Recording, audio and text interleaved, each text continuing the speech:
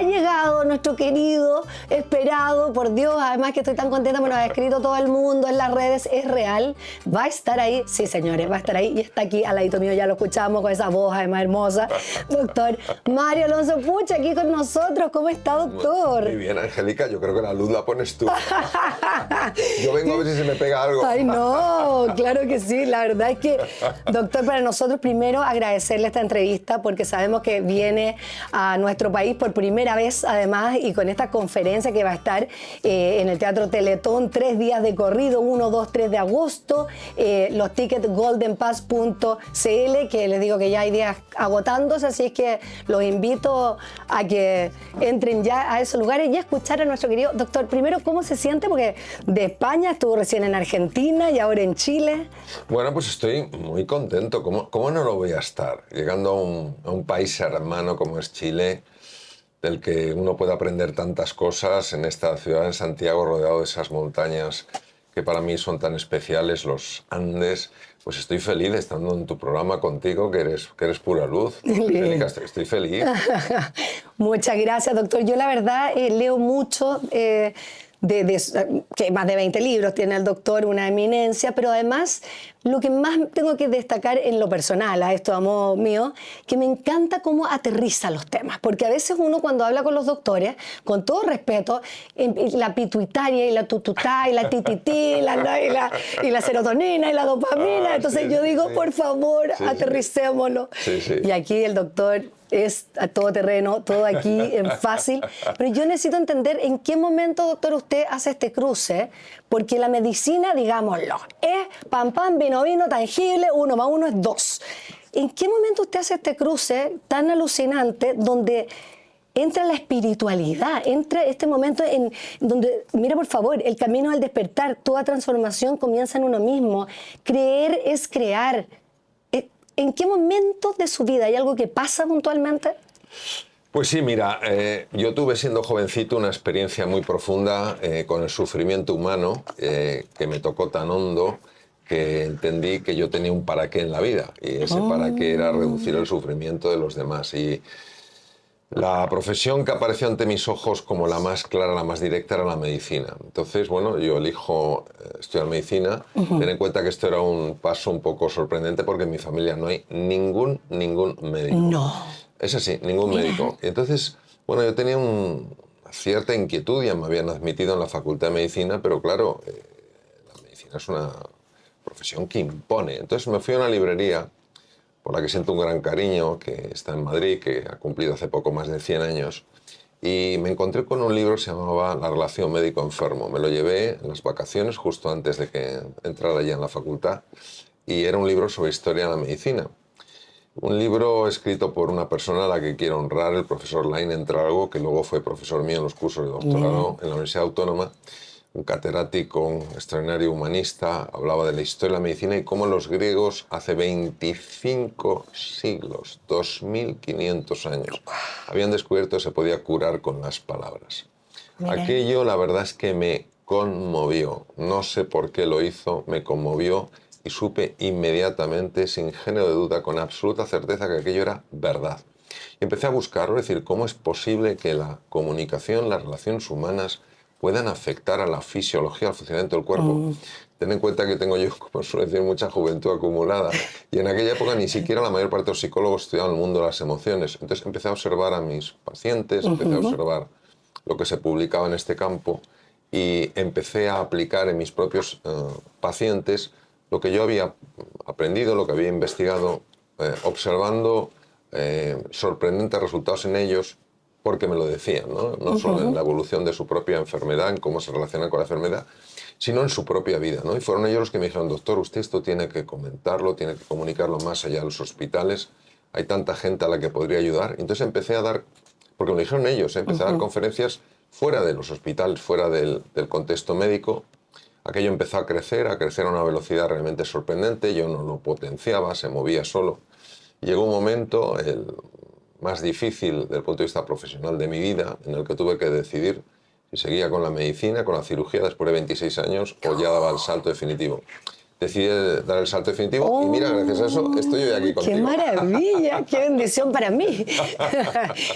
¡Qué impresionante el cambio! Lo que es la vida. Sí, además que, doctor, cuando usted dice esto, es tan cierto porque esto es algo tangible. Cuando uno, por ejemplo, ve cómo una persona, desde un niño hasta un adulto con cáncer, cuando están cuidados y de la mano de sus padres, la recuperación es inmediata. La recuperación y los avances son pero gigantescos versus un niño que está solo en un hospital en una habitación. O sea, está comprobado esto. Sí, mira, yo en España soy patrón de honor de una fundación que se llama Juegaterapia, donde hemos observado, es el primer artículo que se publica en el mundo, donde hemos comprobado cómo la distracción, el sentirse cómodos, reduce el dolor, mejora el funcionamiento del cuerpo. Y hace poco estuve en Buenos Aires, en otra fundación, una fundación Creando Luz, que trata a niños en un hospital pediátrico bastante grande de Buenos Aires.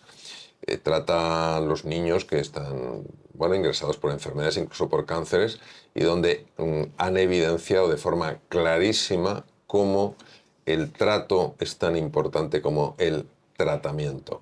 Es decir, de alguna manera nos olvidamos de que una persona que está enferma, es cierto, puede tener un órgano enfermo, el que sea, el hígado, el páncreas, lo que sea. Pero no, una persona no es solo sus órganos, es mucho más que sus órganos. Entonces hay que hablar no solo de lo que es la parte material, sino de lo que es la parte psicológica, emocional y espiritual de la persona. Claro que sí. Ahí es donde entra en juego, que usted habla tanto con lo que es la medicina integral.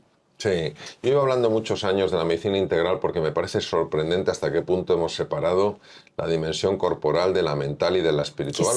Cuando tenemos las tres, o sea, es que es de sentido común, es tan básico saber que cuando una persona se siente bien tratada y se siente querida y valorada, su organismo responde en base a eso. Hay tanta evidencia incluso a nivel de biología molecular que no podemos negarlo, o sea, no es un relato, es un dato, ¿no?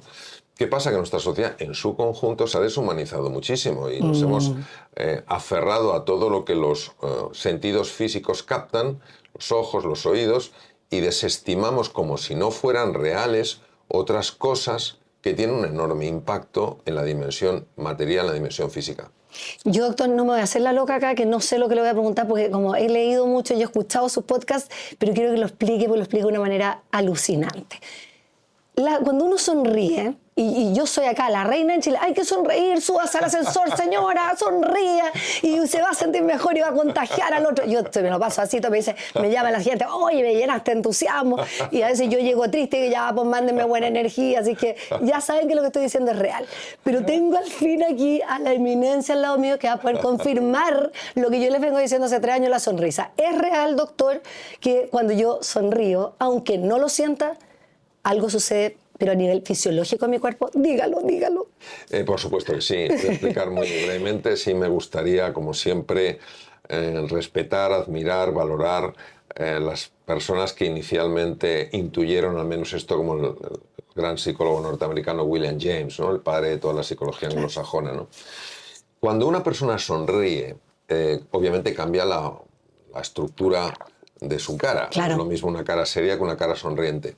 Lo que se nos había escapado, a pesar de las enseñanzas del profesor James, era que hay áreas del cerebro que están leyendo la posición de la cara, la posición de la cara. Entonces, claro, si yo estoy sonriendo, incluso aunque no lo sienta, sencillamente porque decido sonreír, 2 áreas en el cerebro, fundamentalmente los llamados mapas de los sentimientos de mi querido profesor Antonio Damasio, tan descritos e investigados por él, el cíngulo anterior en la ínsula de Ryle, empiezan a leer eso y empiezan a cambiar la situación afectiva del cuerpo.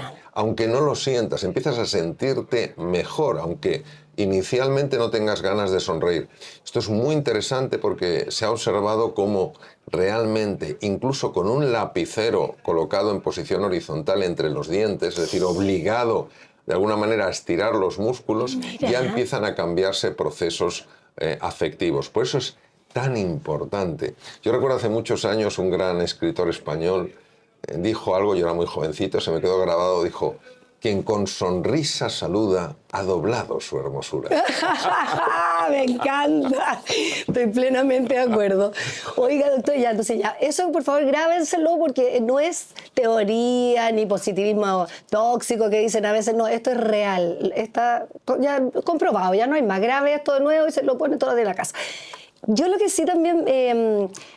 ¿Qué hay que decir? Vivimos tiempos muy complejos, donde el estrés, yo creo que es la mayor epidemia que existe, porque la salud mental, deterioro en salud mental en nuestro país, lamentablemente estamos liderando a nivel mundial en el deterioro. ¿Qué pasa con el estrés? Porque lo vemos tan como enemigo, pero también lo he escuchado decir, doctor, que en cierta manera igual es bueno el estrés. Entonces, ¿cómo manejar esto? ¿Hasta qué punto bueno? ¿Hasta qué punto no? Es una pregunta muy importante, Angélica, porque es además una pregunta muy actual. Entonces, a mí siempre me ha gustado estudiar a fondo a los investigadores, es decir, no ir a los intermediarios, sino ir a los pioneros, Claro. las personas que realmente descubrieron cosas que estaban tapadas, cubiertas, desconocidas. Y el gran maestro del estrés, sin lugar a dudas, es el profesor austriaco Hans Selye.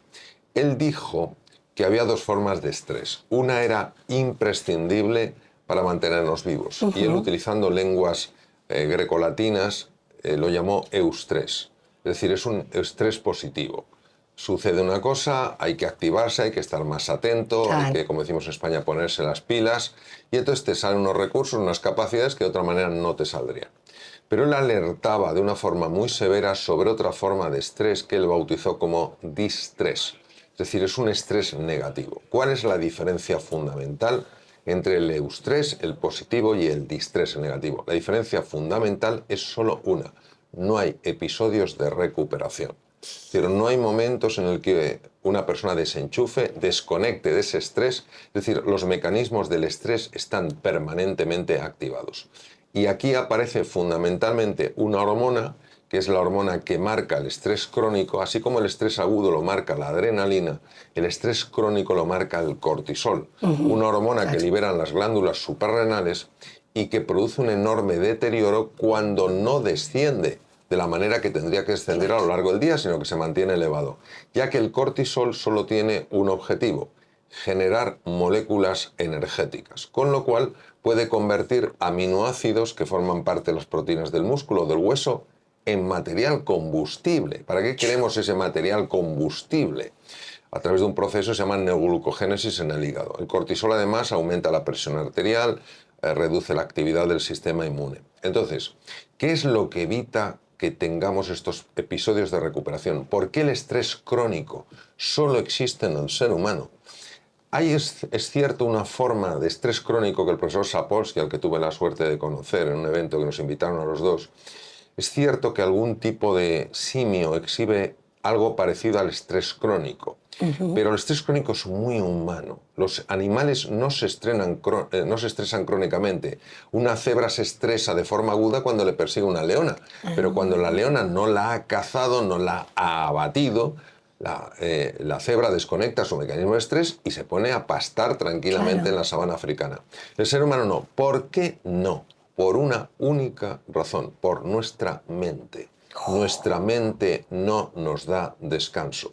Por eso, en uno de mis libros, en Tómate un respiro, hablo de la enorme importancia de la quietud mental, de tener periodos a lo largo del día en los que aquietemos la mente, porque eso es lo que produce el estrés crónico. El estrés crónico es la consecuencia de un mal funcionamiento de la mente, de ese ruido mental que nos está constantemente llevando al pasado para lamentarnos por lo que hicimos o dejamos de hacer, o para proyectarnos al futuro para angustiarnos por lo que podría suceder. Y que nada de eso terrible pasa, como Descartes, ¿no? No pasa nada todos estamos en el futuro pensando que van a pasar cosas tremendas y Sí, nada de eso sucede al final. Es muy interesante. Es divertido.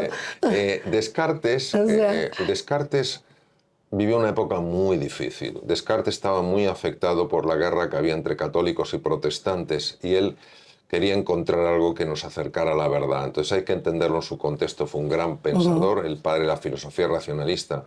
Lo que pasa es que Descartes efectivamente consideró que la parte cognitiva, el pensar, era lo fundamental. Su famosa frase, cogito ergo sum, pienso, luego soy, y por tanto pienso, luego existo, pues ha alcanzado una proporción de impacto o un nivel de impacto indescriptible. Es curioso porque él enfermó tras un viaje a Suecia. Había una princesa sueca que era muy estudiosa de sus enseñanzas, de las enseñanzas filosóficas de Cartesio, y él tuvo una pulmonía y finalmente el hombre falleció. Y parece ser que escribió una carta, aunque luego se ha dicho que eran otros autores, pero parece ser que él escribió esta carta donde decía: mi vida estuvo llena de preocupaciones, la mayor parte de las cuales jamás sucedieron. Que es cierto, es demasiado cierto todo lo que está diciendo, doctor. Ahora, cuando yo lo escucho en términos del estrés, que yo creo que es uno de los temas más fuertes y lo que todo el mundo vive, y la gente dice, ¿cómo me puedo bajar de este estrés? Si es un carro en que hay que pagar cuentas, la economía mundial, la delincuencia, el exceso de noticias, porque es un bombardeo lamentable, ¿no? Y uno no dosifica bien, siendo que debiese bajarle el volumen a tanta negatividad, pero cuesta hacer eso. ¿De qué manera uno pudiera quizás apaciguar nuestra mente? Porque usted también, no me acuerdo en alguna de las cosas que yo le he leído, que usted habla de algo tan importante que es la música, lo linda que es la música, que tiene pausas. Y el ser humano, yo me doy cuenta que muchas veces se siente incómodo frente a la pausa. Tanto que a uno le dicen, ¿está todo bien? ¿Por qué tan callada? ¿Está todo bien? Y uno es como, solo estaba callada. Sí, a mí me impactó mucho la lectura de un comentario en una revista de música en la cual el periodista entrevistó probablemente uno de los más grandes pianistas que el mundo ha conocido, de origen polaco. El profesor Rubinstein era un hombre que enamoraba con su música. Y entonces este periodista le entrevistó y le preguntó por el secreto de su música, por qué le enamoraba. Había otros grandes pianistas, pero no conseguían enamorar como él enamoraba. Y entonces Rubinstein dijo que el secreto no estaba ni en sus dedos, que obviamente los había entrenado hasta un nivel de maestría absoluta, ni siquiera en el piano, ni en un conocimiento superior de la partitura, estaba en cómo él manejaba los silencios. Yo he tenido la oportunidad de estar con grandes pianistas y les he preguntado su opinión al respecto y me han dicho exactamente lo mismo. ¿Qué ocurre? Que nos hemos acostumbrado a un ruido incesante, a un pensamiento ininterrumpido, de tal manera que nos parece lo normal. No, no solo no es normal, sino que es profundamente anormal. Y voy a explicar por qué. Cuando estamos constantemente pensando, es decir, no hay momentos de quietud, la red cerebral dominante se llama red neuronal por defecto. Esta red ha sido fotografiada por pura casualidad en los Estados Unidos. Se descubrió una red, no sabía lo que hacía, pero luego se investigó y se vio lo que hacía, es la red de la distracción. Si nos damos cuenta, cuando no estamos en el presente, yo estoy tan a gusto aquí contigo, Angélica. Yo también, no se vaya. Imagínate que yo estuviera dando vueltas a no sé cuánto, pues no sé cuánto, no sé qué, de lo que hice en el pasado, en el futuro, tengo no sé qué, tengo tal cual. Y no estoy aquí, esa red neuronal por defecto, fíjate, está asociada a infelicidad y está asociada a un deterioro en el funcionamiento del sistema de defensa del cuerpo. Mientras que si yo estoy, como estoy ahora, pero no por mérito, sino porque estoy disfrutando mucho con esta conversación, estoy en el presente, en el aquí y en el ahora, tengo activada una red totalmente distinta, la red ejecutiva central. La red ejecutiva central es curioso porque no solo se asocia a felicidad, se asocia a un mejor procesamiento de datos, sino que además se asocia a una mejora del funcionamiento del sistema de defensa. ¿Qué quiere decir? Que lo natural en el ser humano sería estar constantemente en el presente. Y lo que estamos viviendo la mayor parte de los adultos es anormal. Y por eso es tan importante, de alguna manera, que tengamos la disposición, así lo entiendo yo, a corregirlo. Por eso las prácticas de la quietud, las prácticas meditativas, que a veces es simplemente a las personas que les gusta hacer un plato de cocina, disfrutar mientras lo hacen, la persona que le gusta la música, disfrutar con la música, la persona que le gusta andar, disfrutar con el paseo, la persona que le gusta leer, disfrutar con la lectura, o sencillamente disfrutar de los momentos de silencio y quietud, tienen efectos tan positivos en el cuerpo, en las sensaciones afectivas que una persona experimenta y en las relaciones con los demás. Como decía, acá está este libro, de hecho, Tómate un respiro, Mindfulness, el arte de mantener la calma en medio de la tempestad. Que es cierto que, ahora, claro, hay que practicarlo, porque uno puede leer y todo el tiempo, pero si uno lo pone en práctica, y es tan simple como el momento en que uno toma un vaso, la temperatura, la forma, o sea, es simple, pero al mismo tiempo es complejo. Ahora, cuando hablamos de las emociones y los sentimientos, que a veces como que uno se confunde, ¿cómo podríamos diferenciarlos para los que nos están escuchando? ¿Cómo yo diferencio un sentimiento con una emoción, por ejemplo? La diferencia es muy clara y el gran maestro, el que verdaderamente nos enseñó a distinguirlas, fue el profesor norteamericano de origen portugués, Antonio Damasio, catedrático de la Universidad del Sur de California. Un sentimiento es la percepción consciente de algo que está pasando en el cuerpo. Una emoción es eso que está pasando en el cuerpo. Pondré un ejemplo.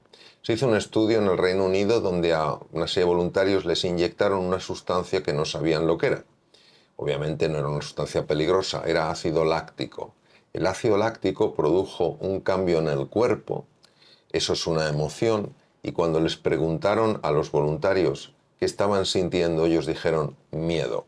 Es decir, claro, imagínate. Claro, Yo también, los mapas de los sentimientos están leyendo la reacción del cuerpo. El ácido láctico se produce en situaciones de miedo por el gran metabolismo que hay, que muchas veces no puede consumir oxígeno por la velocidad del metabolismo y hay una falta de consistencia entre el consumo de oxígeno y el nivel del metabolismo, y entonces se produce ácido láctico, entonces está asociado a situaciones de miedo. ¿Qué ocurría? Que su cuerpo sencillamente tenía un exceso de ácido láctico. Claro. La percepción en los mapas de los sentimientos era que eso corresponde al miedo. Ah, qué increíble. Esa es la diferencia. Está clarísimo, o sea, nos quedó clarísimo. Y cuando hablamos también, hay 3 puntos bien importantes en términos de emociones que usted menciona siempre, que hablamos, que es la ira, el miedo y la culpa. ¿Por qué son? No, porque si entramos en detalle en cada uno, hay que escuchar al doctor porque no vamos a alcanzar. Pero ¿por qué son 3 emociones serían estas, no? Son sentimientos, y son emociones. Son sentimientos en cuanto que si a una persona le dices, recuerda una situación en la que tú te sintieras culpable o te sentiste culpable, inmediatamente sientes algo. Claro. Lo mismo que el miedo o lo mismo que la ira. Si nosotros hiciéramos una analítica, un estudio metabólico de esa persona, veríamos que esa culpa, ese miedo y esa ira corresponden con una determinada reacción fisiológica. Eso sería la emoción. Entonces, fíjate, la ira, el miedo y la culpa. Espera, que se me ha puesto la cabeza como... Eso no es ira ni miedo, eso es felicidad. Eso es felicidad. Eso es pura felicidad, ¿no? Al cambiarme los cascos. La ira es una emoción disfuncional. Hay que distinguir la ira de la rabia. La rabia es cuando tú quieres parar algo que hay que parar. Imagínate, una injusticia, un atropello, una violación de un derecho, un ataque. Mira. Tú lo quieres parar y surge de ti esa rabia, esa energía para pararlo. Claro. La ira es cuando quieres destruir a la persona que está haciendo eso. La rabia entra dentro de lo que es una emoción. Perfecto. Y un sentimiento lógico porque tú quieres que haya justicia. La ira es cuando quieres hacer daño a la persona. Y eso no es ni una emoción ni un sentimiento favorable. Perfecto. Es decir, es la diferencia entre querer corregir a querer castigar. El miedo es una emoción y un sentimiento naturales frente a un peligro real, no frente a un peligro mental que vivimos como real. Entro yo en este estudio, obviamente no he entrado así, pero imagínate que hubiera entrado, sé que tenéis muchísima audiencia en Chile, y yo hubiera entrado con miedo. Ese miedo no corresponde a una realidad. Aquí no me vais a hacer daño, aquí no me queréis poner en una situación difícil, queréis que disfrute, pero yo lo he podido generar. Ese es un miedo anormal. Su forma peor es la del pánico. porque el pánico hace que tomemos decisiones, no decisiones, que emprendamos reacciones muy Claro. alocadas. Sales corriendo a un sitio y te llevas por delante a una persona, sales corriendo y te chocas contra algo, porque no, Cierto, o ¿eh? te quedas bloqueado. Y respecto a la culpa, en sí es una emoción disfuncional. ¿Por qué? Vamos a suponer que yo cometo un error. Yo cometo un error, me doy cuenta de ese error, me siento triste, emoción natural, sentimiento natural, y siento un arrepentimiento y quiere decir unas ganas de cambiarlo. Bien, eso es absolutamente fisiológico, si no entraríamos en una psicopatía. Por supuesto. La persona que hace daño no siente tristeza ni siente arrepentimiento. Si eso se generaliza, eso es una forma de psicopatía. ¿Cuál es el problema de la culpa? La culpa es una forma de autocastigo. Ah, Esa es la claro, diferencia. cierto, Entonces, totalmente. la culpa es castigarte a ti por lo que has hecho y la vergüenza es castigarte a ti por lo que supuestamente eres. Son sentimientos y emociones sociales. Una persona puede sentir arrepentimiento y tristeza sin por ello tener la voluntad o el deseo de autocastigarse. Doctor, pero es que gracias. Esto ha sido una invitación al camino, al despertar de nosotros y de todos nuestros auditores. Y por supuesto que está el libro, que qué mejor escrito este título, El camino al despertar, que lo voy a tener que pedir que me lo firme, doctor, porque este va a estar en mi velador. He traído un folio especial para firmas especiales. Lindo. Esto va a estar en mi velador, porque yo encuentro que eso es como una Biblia donde uno siempre tiene que estar estudiando, leyendo. Le quiero agradecer a nombre de todos nuestros auditores, porque realmente el que pueda estar en nuestro país dando una conferencia 3 días seguidos, que toma muchísimo tiempo y con el cariño que tiene, y tiene muchísimos seguidores, pero lo que a mí más me llena de orgullo es que esté acá, que nos dé su tiempo, su sabiduría, porque eso es lo importante, poderlo compartir, y todos los amigos que nos están viendo, saber que no estamos solos, que realmente somos muchos los que estamos en este camino. Claro que sí. Muchas gracias por vuestra invitación, Angélica. Un abrazo enorme a las personas que siguen este programa, y efectivamente yo me siento un afortunado estando en este gran país que es Chile. Lindo. Muchas gracias, doctor. Chao a todos los amigos de YouTube. Oye, gracias, doctor. Bien, Qué orgullo, ¿verdad? Me ¿cuál quieres encanta. que te dedique? Este, yo me los voy a devorar todos, así es que soy... Pero estos son para ti. Son Pues te todos, dedico no a todos. todos. Es